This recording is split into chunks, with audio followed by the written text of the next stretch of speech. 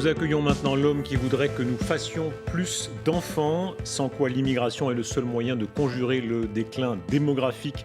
François Bayrou parle de l'avenir comme haut-commissaire au plan, il parle aussi de l'actualité politique. Son mouvement est une composante nécessaire de la majorité présidentielle. François Bayrou, bonsoir. Bonsoir.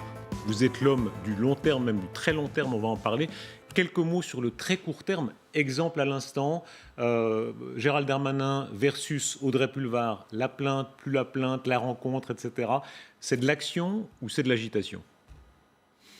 Ne me mettez pas dans des situations comme ça, parce que j'ai un principe qui est de ne pas trop dire du mal des gens, et encore moins des gens qui sont dans la majorité ou dans le courant majoritaire. Donc vous en auriez un peu envie ? Non, je pense que c'est... Tout le monde a compris que ce n'est pas de cette manière-là qu'on doit exprimer des idées politiques et encore moins des jugements politiques. Il y a toute l'arène politique pour défendre des positions et des principes. Pour nous, journalistes, c'est très amusant, le ministre qui tweet quelques minutes après le passage d'Audrey Pulvar sur LCI. Très bien. Pour la politique, est-ce que c'est bien ? Alors, que ce soit amusant pour vous, journalistes, c'est une chose que j'arrive à comprendre. Mais c'est pas ainsi que finit l'histoire. C'est pas dans l'amusement des journalistes. Non, je pense que vous savez bien quelle est la pression du moment, la pression de l'instantané. Vous êtes une chaîne qui vit de la pression. Mais là, je ne parlais pas de notre problème, plutôt du problème du gouvernement, en l'occurrence. Et donc, la pression est très importante. Je pense que les politiques doivent y résister. Il n'y résiste pas assez. Monsieur Darmanin n'y résiste pas assez. Non, n'essayez pas. Vous allez me prendrez pas à ce piège. Des ministres aussi en campagne au régional. On voit combien les mœurs changent. C'était d'usage qu'un ministre se présente avec un risque. S'il perd, il doit démissionner. Maintenant, on dit non, il peut y aller, tant pis. Est-ce que c'est normal ? Non, c'est des élections locales. J'aurais souhaité qu'elles fussent encore plus locales qu'elles ne le sont. Je pense que la France a une faiblesse qui est de nationaliser tous les scrutins. Vous qui êtes suisse, vous savez exactement qu'on peut avoir des débats locaux et même des majorités locales qui ne se décalquent pas sur une majorité nationale. Et vous, en plus, la situation politique, ça veut dire, pardon, que institutionnelle de la Suisse fait qu'il n'y a pas de majorité comme ça. Envoyer plusieurs ministres, ça nationalise. Non, je pense qu'ils ont voulu montrer quel était leur engagement dans la majorité. Je ne vais pas leur en faire reproche, mais j'aimerais un jour arriver à vivre dans un pays qui ait une vie démocratique suffisamment riche pour qu'on ne soit pas obligé de nationaliser toutes les élections locales. Vous avez des débats, vous avez des enjeux qui sont des enjeux régionaux, des enjeux municipaux. Et vous n'allez pas en faire le décalque. J'ai toujours refusé de faire une majorité locale qui soit le décalque de la majorité nationale ou de l'opposition nationale. On va parler des régions, de la vie des régions qui vous tiennent à cœur. Quelques mots encore sur l'hypercentre. Emmanuel Macron, l'homme que vous avez soutenu il y a 4 ans, cette alliance très forte, vous l'avez vu évoluer. Le contraste est saisissant. Vous, ça fait bientôt 40 ans que vous avez été élu pour la première fois. Lui, ça fait 4 ans. 40 ans, 4 ans. En 4 ans, est-ce qu'il a changé ? Oui, beaucoup. En quoi ? Il suffit de regarder son visage. Vous êtes des médias de l'image. Vous regardez le visage et vous voyez sur son visage que le choc de la réalité, les chocs qui l'ont atteint, plus qu'aucun de ses prédécesseurs. Les gilets jaunes, notamment, il en parle dans l'interview à Zadig aujourd'hui. Les gilets jaunes, ça a été un choc, notamment. Ça a été un choc. Mais vous savez, j'étais l'autre jour dans un magasin à Pau, il y avait des vendeuses très sympathiques autour de moi qui m'ont dit « Monsieur Bayrou, vous le voyez, vous, Monsieur Macron, souvent ?»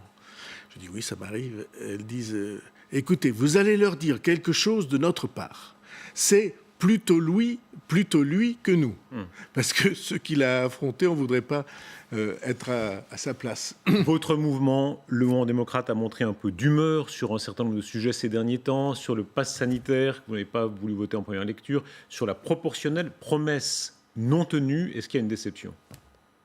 Non, d'abord, Pour l'instant. L'incident dont vous parlez sur Ouais. le texte d'état d'urgence sanitaire, il a duré 2 heures. Faut être Une objectif. mauvaise humeur de 2 heures, Mais- admettons. Mais enfin, est-ce que vous êtes déçu? Une mauvaise humeur pour des raisons fondées. Ouais, ouais. Et la deuxième chose, la proportionnelle que vous évoquez, je sais bien que tout le monde considère, affirme urbi et orbi que c'est une affaire pliée. Moi, je ne suis pas de cet avis. Je pense que c'est un combat absolument essentiel. Il faut comprendre de quels outils disposons-nous si l'on considère qu'il faut trouver un nouvel équilibre, un meilleur équilibre entre la fonction présidentielle et la représentation du pays. De quels outils? Aucun.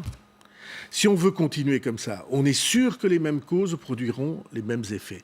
Et ma conviction à moi, c'est qu'il y a une chose très simple à faire, c'est décider que dans une Assemblée nationale qui représente le pays, tous les grands courants du pays seront représentés. On en est si On a loin ainsi aujourd'hui. un équilibre. François Bayrou, vous parlez d'un pouvoir plus décentralisé à tout point de vue. On en est si loin aujourd'hui.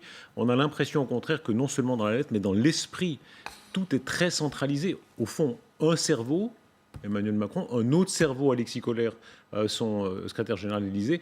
Souvent l'impression que cette relation un peu Richelieu-Père Joseph est tout. Ce sont les deux personnes qui ont tout en tête. C'est très central. Ouais, ça pourrait donner cette image-là. Ouais. Mais ça serait centralisé si c'était efficace. Ce que je reproche à l'État aujourd'hui, c'est pas tant d'être centralisé que d'être inefficace. Haute administration, vie gouvernementale, et vous avez l'impression que aucun des problèmes que le pays a découvert, diagnostiqués depuis des années, ne se trouve réglé. Vous savez que je suis beaucoup intervenu, par exemple, sur le fait de l'effondrement de notre appareil productif. Industriel, agricole, de services, et on se retrouve en queue des classements sur un très grand nombre de sujets où nous pourrions exister. Vous pourrez faire campagne sur ces sujets notamment. On va développer certains de ces sujets de fond, mais un mot encore sur Emmanuel Macron, l'avenir, la candidature à la présidentielle, ça peut être quand? Janvier? C'est d'abord lui qui doit décider Bien s'il se représente ou pas. Il se représentera, évidemment. Écoutez, vous avez des certitudes, Posez la question. donc je vous laisse vos certitudes. Ah. Moi, vous savez, je suis frappé d'une maladie très bizarre que je n'ai jamais aucun souvenir des conversations que j'ai avec le président de la République. C'est une amnésie récurrente, comme on dit. Mais c'est à lui de prendre la décision et après de regarder la manière dont s'organise le temps politique. La France va présider l'Union européenne à partir du 1er janvier.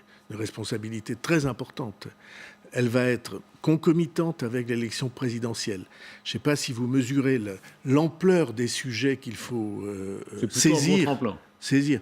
Oui, en tout cas, ça donne une bonne échelle qui permet de mesurer la dimension de la fonction et l'engagement de celui qui s'y investit. François Bayrou, parlons du temps long et même très long, bien plus loin que 2022, c'est la natalité de la France, le déclin démographique. Alors c'est une de vos grandes propositions, faire davantage d'enfants. Regardons les chiffres qui résument tout, c'est la fécondité. En moyenne, on était à un peu plus de 2 enfants par femme en 2010.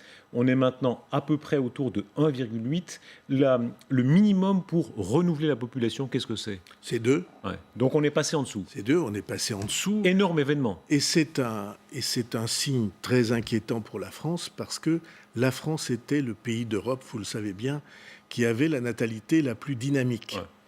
Ouais. Et ceci est un problème très important parce qu'il y a un élément auquel on n'attache pas d'importance et qui est vital, c'est qu'en France, tous nos systèmes de solidarité, tous nos systèmes sociaux et tous nos systèmes de services publics sont fondés sur les actifs. Ouais.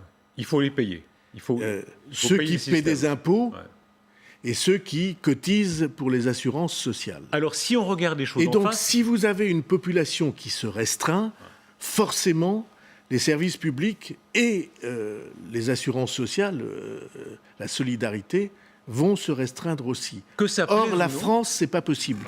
Parce que la France est un pays qui est fondé sur ce contrat social-là. pour payer les retraites, pour payer ce système, est-ce que, qu'on le veuille ou non, ce n'est pas l'immigration qui sera la seule solution? Non. Tout à l'heure, dans votre introduction, vous avez dit, François Bayrou dit que non. À la question que vous posez, est-ce que l'immigration peut être la réponse à cette baisse et peut-être à cet effondrement? La réponse est non. Pour deux sortes de raisons. La première raison est arithmétique. Il y a à peu près entre 8 et 10 millions de femmes qui sont en âge d'avoir des enfants en France. Si on voulait y adjoindre un nombre suffisant de personnes d'origine étrangère, est-ce que vous vous rendez compte de la dimension du nombre de personnes qu'il faudrait introduire? Ça n'a pas de sens arithmétiquement. Et c'est dangereux culturellement. Parce que si vous organisez un choc entre communautés diverses, vous savez, les Allemands l'ont fait en une fois. Ils ont introduit 1 million de migrants personnes. En 2015, Madame Merkel, on se rappelle ces selfies, elle est avec les migrants. Pas seulement Madame Merkel. 3 mois ou 4 mois avant la décision de Madame Merkel, je crois me souvenir que le patronat allemand a dit il nous faut 1 million de personnes supplémentaires. C'est eux qui le voulaient. Le patronat Ils l'ont eu. demande, le gouvernement décide, on a fait entrer 1 million de personnes en une seule année. Et je crois qu'une telle expérience n'est pas renouvelable. François Bayrou, quand même, quand on regarde la réalité, nos confrères de AFP Factuel ont montré à quel point, quand on regarde les courbes, c'est très spectaculaire. L'Europe, voilà, on ne va pas détailler parce que c'est très compliqué, mais la petite courbe en bleu tout en bas, c'est ce que serait l'accroissement naturel sans l'immigration dans l'Union européenne. On voit à quel point la société se métisse de fait. Est-ce que là, on se voile pas la face? Notre société est en train de se métisser, elle se métissera toujours plus. Est-ce que ça n'est pas le cas? Elle se métisse depuis où elle se pluralise. Il y a des mélanges d'origine et de population depuis des siècles. Et là, c'est pas la du siècle, là, c'est beaucoup plus récent. Pardon, je prends mon exemple. Moi, je suis moitié iranien. J'étais dans une classe d'école il y a un certain nombre d'années. J'étais très exotique à l'époque. Aujourd'hui, ça s'est complètement déplacé. Oui, il n'y a pas que des inconvénients à tout ça. Le fait qu'on puisse avoir des rencontres de cultures, de communautés différentes, de manières de voir la vie différentes, pour moi, c'est aussi... il peut y avoir des aspects positifs. Les nationalistes appellent ça le grand remplacement. C'est leur langage. Est-ce que c'est faux, selon vous? Oui, je pense que c'est faux. Je pense que c'est faux parce que numériquement, ça n'est pas vrai. En France, le nombre d'immigrés qui rentrent tous les ans est un des plus faibles des pays qui nous entourent. Mais ce n'est pas ça la question. Si vous voulez réfléchir une seconde, si vous donnez à une population qui a son histoire, son identité, sa culture, le sentiment que demain, ces enfants ne vivront plus dans le même pays, n'auront pas les mêmes repères culturels, alors vous déstabilisez profondément ces pays. Est-ce que, ce changement n'a pas déjà eu lieu? Tout à l'heure, on regardait votre photo de classe, il y a des sites de fans de François Bayrou, je les recommande, il suffit de... Voilà, je sais pas, regardez, ça, alors je ne sais pas où vous êtes sur la photo, vous allez nous le dire.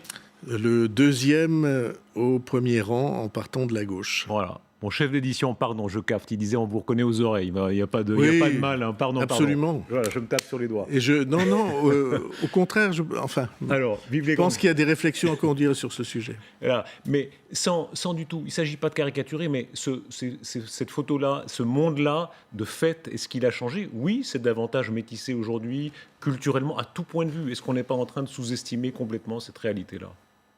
C'est une réalité avec laquelle nous allons devoir vivre. Le nombre de familles dans les gens que je connais, dans le monde pyrénéen rural, le nombre de familles qui étaient très à cran sur ces questions de rencontres, de couples, de mariages, Et ils ont évolué. Et quand ils ont vu leur fille épouser quelqu'un d'une origine complètement différente, parfois d'une religion différente, ou leur fils avoir ainsi un couple qui soit un couple biculturel, ils découvrent tout d'un coup qu'il y a des richesses aussi là-dedans. Alors, ça peut marcher, mais François Bayrou, vous savez très bien que beaucoup de gens pensent que non, ça amène aussi des problèmes. Qu'est-ce que vous dites à Éric Zemmour qui dit il y a moins de prénoms français? Qu'est-ce que vous dites à la dame qui dit à Montpellier il n'y a plus de Pierre? Il n'y a plus de Pierre en réalité. Voilà, il y a beaucoup de gens qui trouvent ça.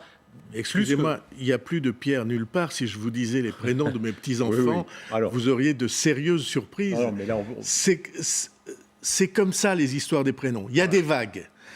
J'ai toujours pensé que si j'avais eu plusieurs vies, j'aurais fait une vie de sociologue et j'aurais étudié cette question.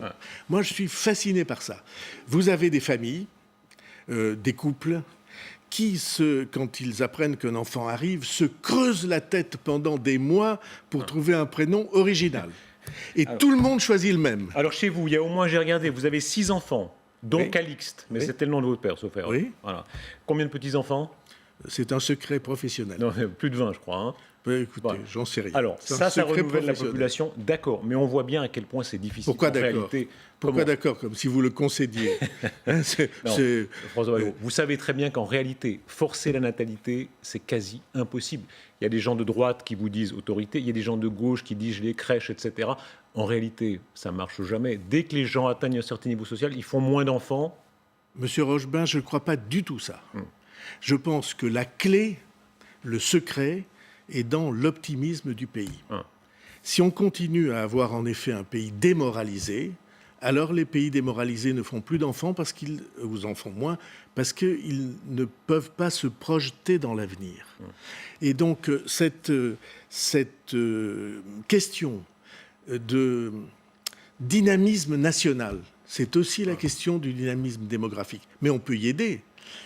Il se trouve que si vous regardiez la courbe de la natalité française, le jour où on a coupé les allocations à un certain nombre de Français, sous le quinquennat de François Hollande, ça s'est effondré. Et donc, il y a aussi des responsabilités. Avoir des crèches ou des assistantes maternelles, garantir aux femmes qui ont des enfants que ça n'aura pas une conséquence négative sur leur carrière. Très souvent, ça n'est pas le cas. Faire en sorte que les pères de famille puissent prendre des responsabilités.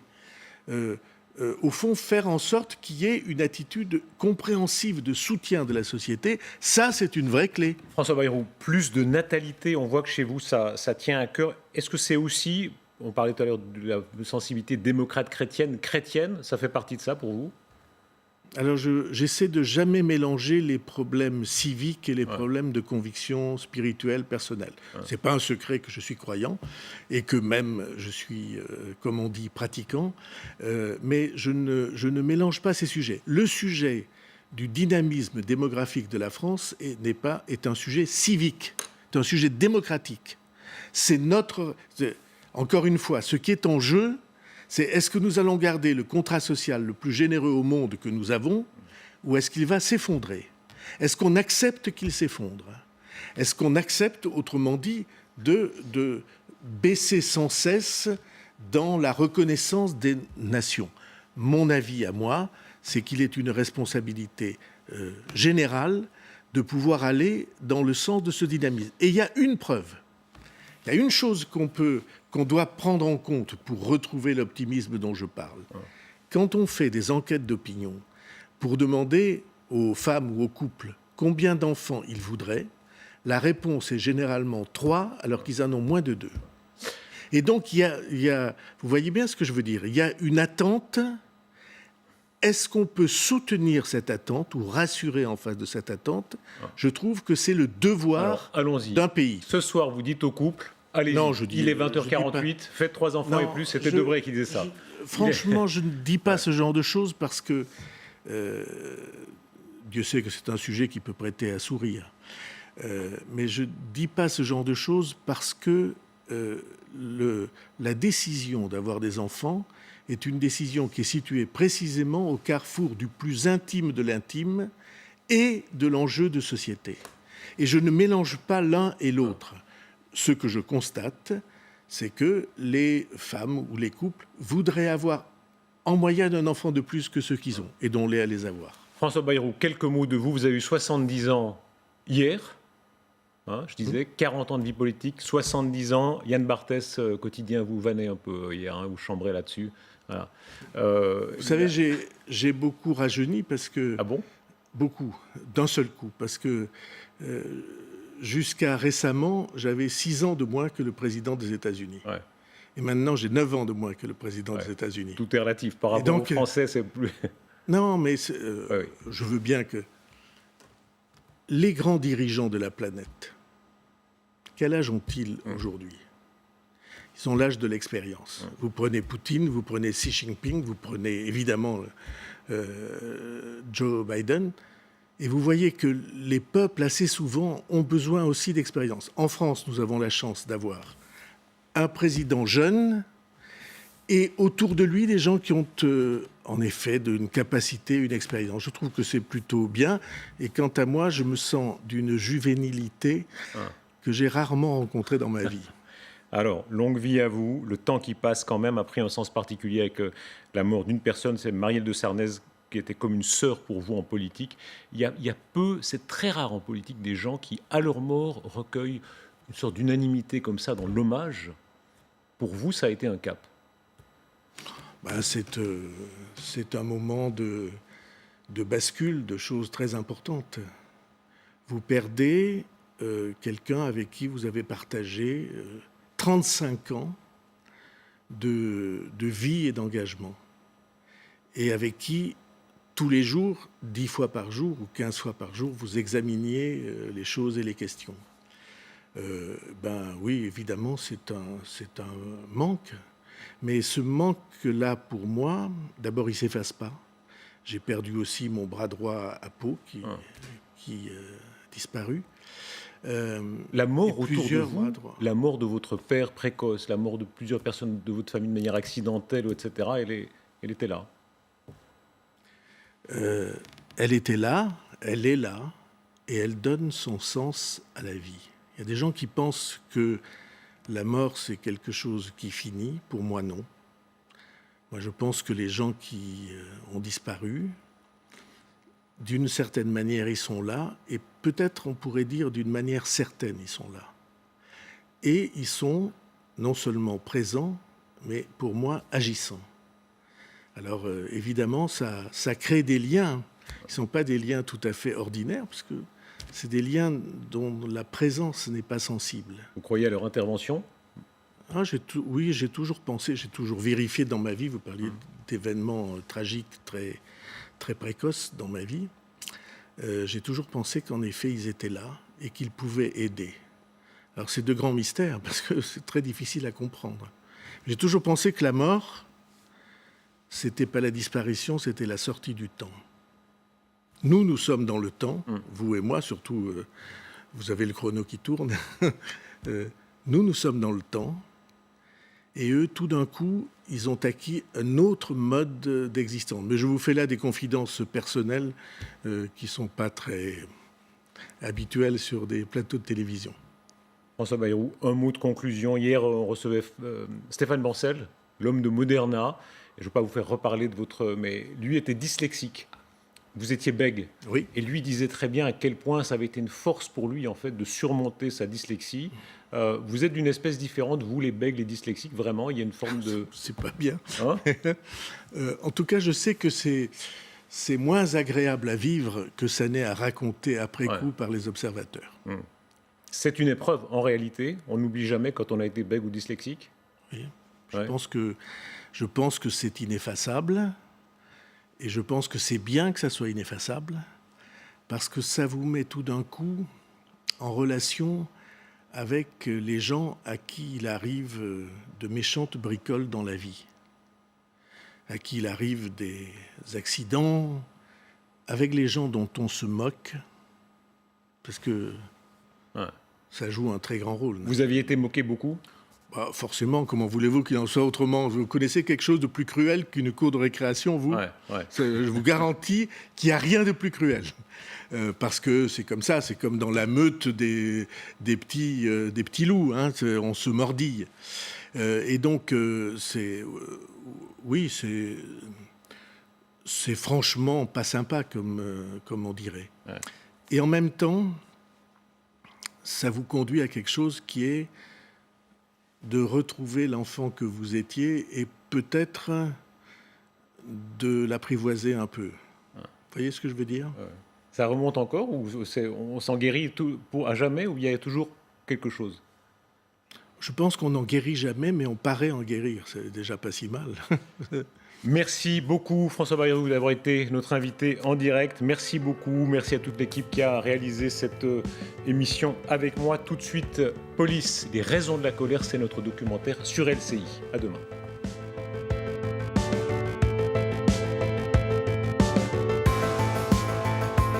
C'était votre programme.